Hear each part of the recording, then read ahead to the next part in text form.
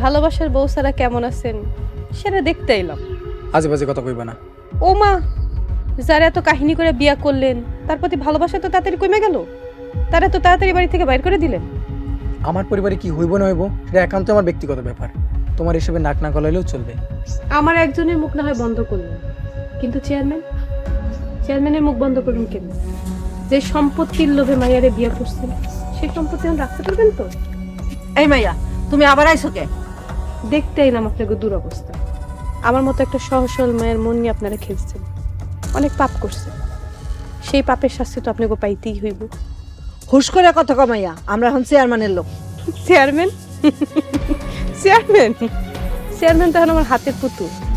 দেখেন আমি আপনাকে কি হাল করি।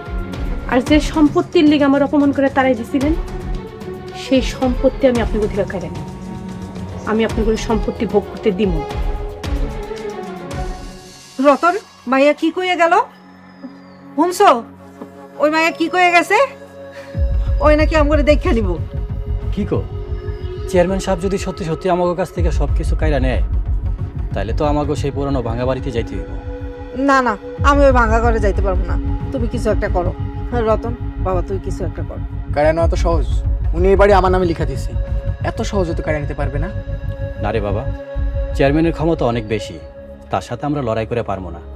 তার চাইতে ভালো তুই ভোমারে বাড়িতে ফিরাই নিয়ে আয়। হ বাবা, তুই বৌমারে ফিরে লই আয়, তাহলে আর সম্পত্তি হারানোর ভয় থাকবো না।